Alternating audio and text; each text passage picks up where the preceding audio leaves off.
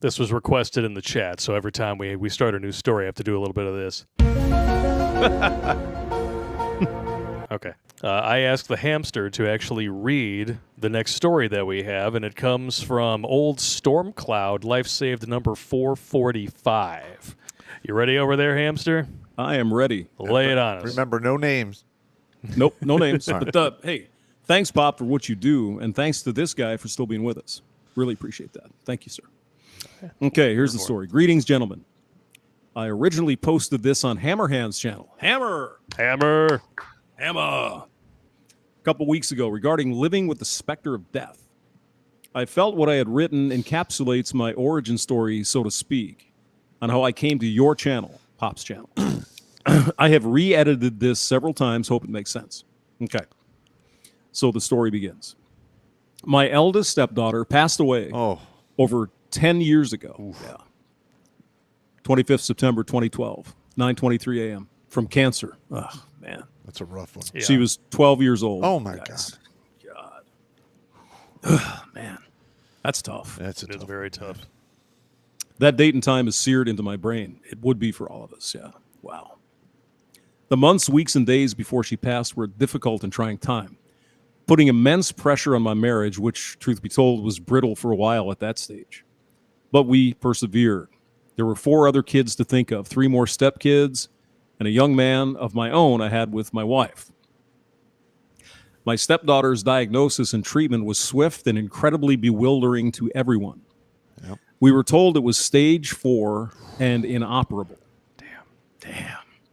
Wow. We never told her or her siblings or cousins. Only the adult family members knew. From that moment, we understood the clock was ticking. Being in England, we have the NHS, which I am incredibly grateful for in her case. They were excellent in providing care for her, even the children's hospice, where she stayed for days on and on and on, and was exceptional. So the NHS did good for the kid. Man, stage 4, that's a 12-year-old kid. For 12. Damn. That's just, Jesus. You know, it's stuff like that, well, we could talk about religion later, but, you know, why? Why a 12-year-old kid? Yeah. I don't know. Okay. Shit happens, man. That's It terrible. really does. I know. I have always believed in the paranormal. Days before she passed away, there were a few incidents that occurred. My stepdaughter seeing an old lady with glasses and a brown cardigan sitting on her bed. She described her great-grandmother, but had never seen a photo of her. A strong scent of lavender randomly manifesting. That her is so common, great-grandmother's- too. That is Yes. so common. Yeah. After my Uncle Mike passed away in 2001, randomly around, like, everybody who was close to him, his daughters, his widow, and around our house even, you'd randomly get a smell of medicine. Yeah. Because this is a dude who was very ill for most of the latter half of his life. You know, diabetes, numerous. He had blood clots so bad The blood clots had blood clots? that the blood clots had blood clots. Wow. Yeah, it was almost like he got a certain stunning and brave, you know, totally safe vaccination. Yes, yeah. But Fauci juice. Yeah. they would come out like this long from his leg. Oh, my God. Yeah. Oh, that's bad. So yeah, sorry about Jesus. that. Go ahead, hamster. This is a good one. No, I was going to say, I agree totally. My grandmother used to say that. Yeah. You know, she'd be walking around the house and, I smell that? That's your old grandma. You know, Yep. or her mother. Yep. And it's like, no, of course I'm a kid. I didn't know anything. I get the same thing. Mm-hmm. Yeah. And then years later, you know, I'm just doing something in the house. All of a sudden, that's my grandmother. What the hell? It's really weird. And here's the weird thing. Like, my grandfather on my father's side, like, you wouldn't ever see him without a huge cigar in his face. Oh yeah. Yeah. I hate cigars. Yeah. But every once in a while, I'll be driving my car, and it'll smell like a cigar in there. I'm like, Hey, get the fuck out of here! get that smoke out of here, motherfucker.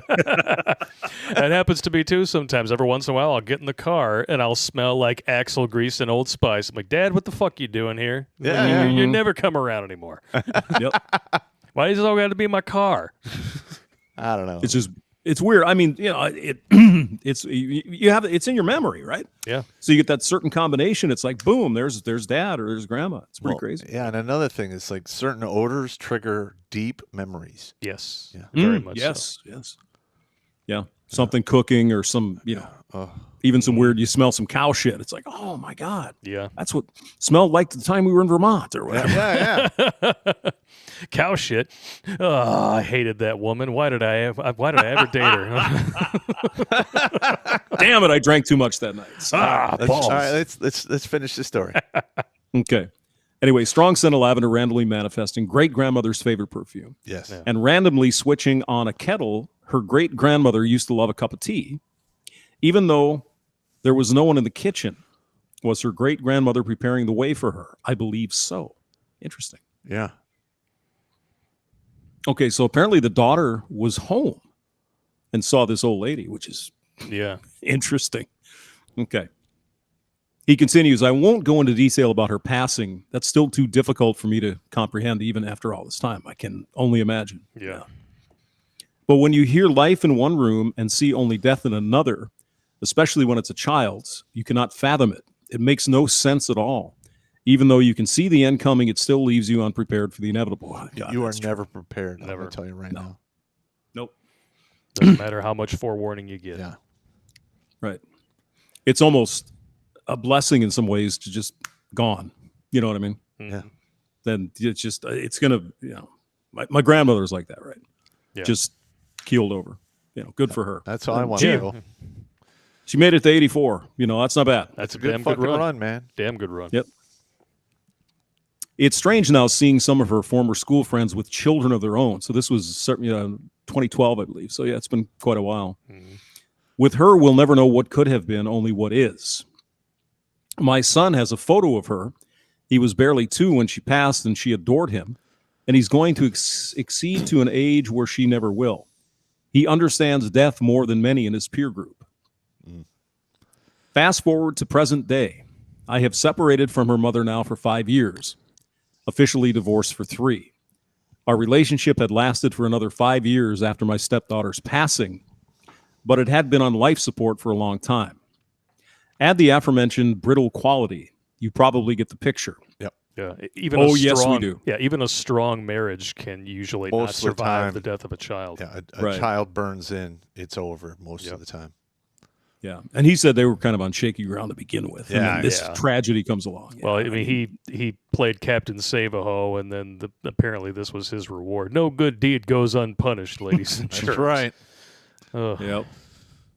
She never took the grief counseling offered. It showed she grew bitter and resentful, her temper getting worse. After a while, you're walking on eggshells. Oh, God, we've all been there, haven't we? Yeah. Oh, God. And that Scary stuff. the grief counseling doesn't work. It's nothing but drapes on a house. It's Yeah, unnecessary. It's like anything else. You're going to get out of it what you put into it. Sometimes I don't know. Sometimes it does help people to talk. Sometimes it doesn't. Yeah, I got you. So Yep. After a while, you're walking on eggshells, never knowing what would trigger her next. It became hell. Over time, it erodes any love and compassion you have for a person. I sure felt that way. Only staying for the sake of my son. Maybe she also felt that way. I know I'll never get a straight answer from her. Yeah, probably not. Anyway, she's since remarried, her third at the age of 42. Wow. Oh, no. oh what? Oh, Oh man, who's going to want to? That's Yeah. okay. I'll just put this up here. Okay, we'll have to go with a big fuck off. Whoever wiped her up needs help. Yeah. Woo. He's going to need grief counseling. I would say, yeah. That's fucked And up. 42. 42. Hey, you know what? I know a chick who was divorced 3 times by 40. Damn. Yeah, she's a real winner, and that HSV2 has really got him lining up around the block. That's why she lies about it. Yep. I mean, what would possess a person? 42, divorced a couple times. What? I don't know. There's a guy who mean- watches this show who's been married 6 times, and he's like, "Oh yeah, your guys' content is great." I was like, "Did you learn anything from it?" Yeah. Well, who knows? I mean, it's a comedy show, but I mean, there's truth in here, guy. You should listen a little more carefully, maybe. Yeah. 6 Yeah. times. Holy. Well, we holy know what shit. this guy would say if you talked to him. Why did you marry? Well, she different. She loves me. Ooh. She good people. She good people. She knows how to swallow. Is this an older guy, by the way? I guess, yeah. Yeah, it's actually next paragraph here. He says he's 48. Oh, okay. I meant the guy who got married 6 times. But Oh, no, the guy got married 6 times. He's in his 50s. Yeah. Maybe early 60s now. Okay. Yeah, because I think there's a different attitude with the slightly older generation. You know, they think they have to be married for some reason. It's like, come on. It's called marriage moronship. I would say. Anyway, so she got married for the 3rd time at the age of 42. And I hope for my son's sake this one will last. He gets on well with the stepdad. That's good. That's plus, positive. And still sees me regularly, which is excellent. Yes. It's a better arrangement than some poor souls have. Oh, God, we know that. As for myself, I'm living with my folks at the age of 48. I had nothing except the clothes on my back when my relationship ended. Quote, didn't have a pot to piss in, let alone a window to throw it out of. Yeah. Mm-hmm. Yep. As the saying goes. I battled depression in the aftermath and won with the help from a certain Army grunt named Terrence Pop. Yeah, all right. All right. He says, I'm officially number 445 on the chalkboard. That's right. Congratulations, sir. My life is now free from drama on a daily basis. I haven't been with anyone since my split, believing that being there for my boys surpasses anything else. You're and I damn believe right. you are Absolutely correct. correct. Yep. Damn right. 100%. He continues. My folks are aging out, but I'm here to help in whatever way I can. My son does his bit where he can. As an addendum, my full red pilling moment came when I visited an old friend, Bob. Bob, who I hadn't seen in years. This was November 2017. Over a month, my relationship ended. What? Over a month? Over the month, my relationship. Okay. All right. I'm there. I'm good. I allowed my wife to isolate me from my friends. Ooh, does that sound familiar, anyone? Testiculus redonculitis. Isolate me from my friends and family over the years, and I count myself blessed and lucky they understood the situation I was in. Not many other people would be so merciful. There's so much I could have done better whilst in that relationship and utterly blue-pilled. That's hindsight for you. I've been told I beat myself up too much, but that's what we do. I'm not sure he could have done anything. Yeah. Yeah. There's nothing you could have done about it, man. You know, you can't beat yourself up like that, man. Yeah. Really. But that You just got to learn from it and move on. yeah, and like guilt is a bitch. That causes a lot of suicides as well. Yes, it does. Yeah. Oh, trust me, I spent way too many months. What did I do wrong? Why did this woman leave me? Never again. No. That's not going to happen. Yeah. It's just they made their minds up, and that's it. They're gone. Exactly. I mean, by the time she leaves you, and this is no shit, we all know it, she's already been planning for 6 months. At least. She's got it figured out. At least. And there's nothing you can do at that point. So. Nope. Anyway, continuing. Bob has been a subscriber of yours for years, and he said in a calm tone whilst drinking a large tumbler of whiskey. Oh, yeah. Watch this. It was one of your videos. I always watch on a regular basis. The guide to shit testing. Yeah, I love that episode. Yeah. Classic. That was classic Pop with the other basement, wasn't it? Yeah, A that long was in time the other ago. basement. I think that was one of our first videos behind the bar. It might have been. Yeah. Yeah. And one of those shit testing things was one that I added in because you gave me your thing. And how it always goes is he brings me an outline and I'm going through and I was like, dude, you forgot one of the best ones of all. He's like, what? I was like, the pregnancy's scary. He's like, oh, shit. I got to wipe that down.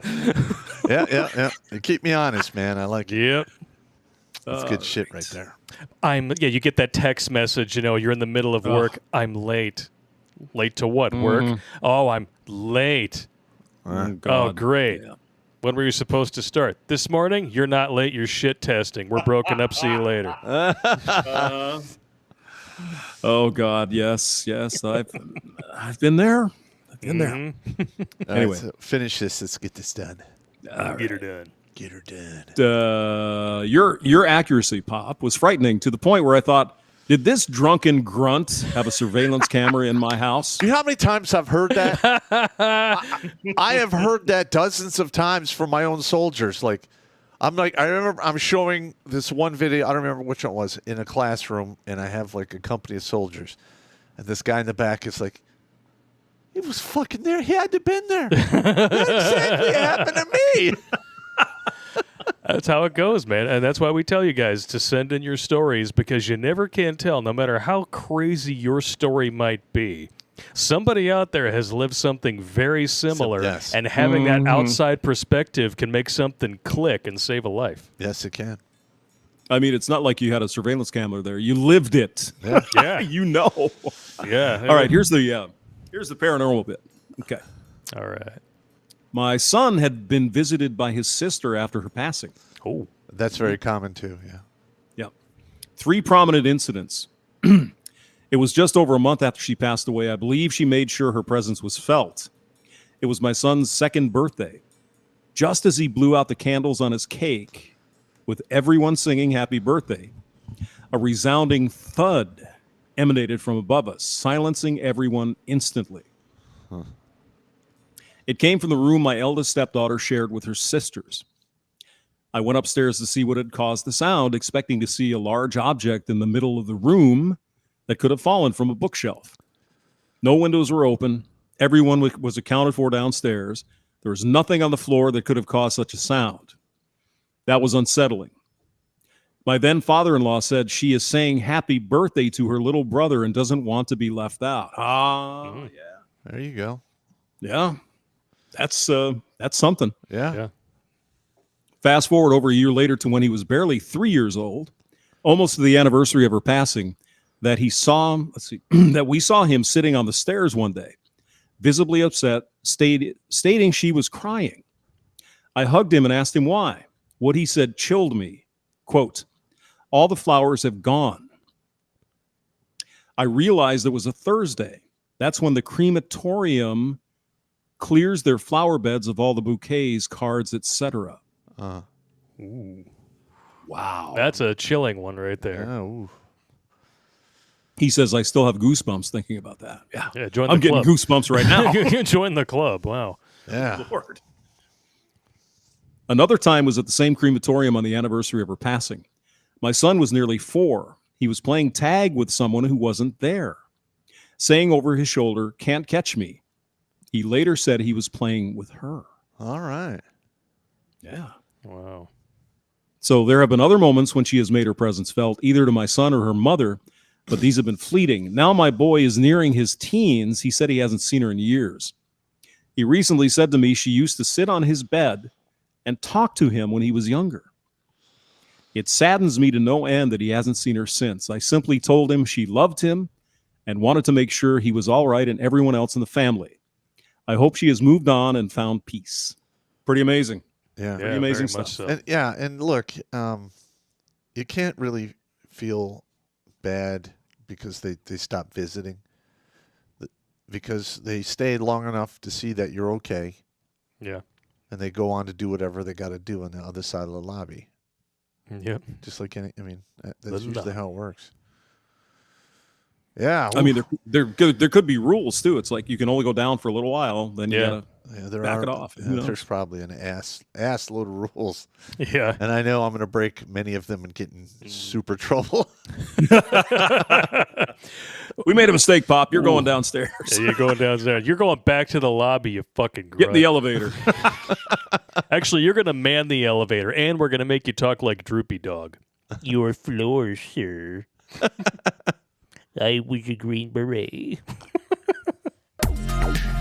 Watch Grunt Speak live every Tuesday and Thursday at 8 p.m. Eastern. And if you want to join Pop for Supporter Sundays, go to redonkulous.com/donate and make a monthly pledge. A link is in the meat caser box.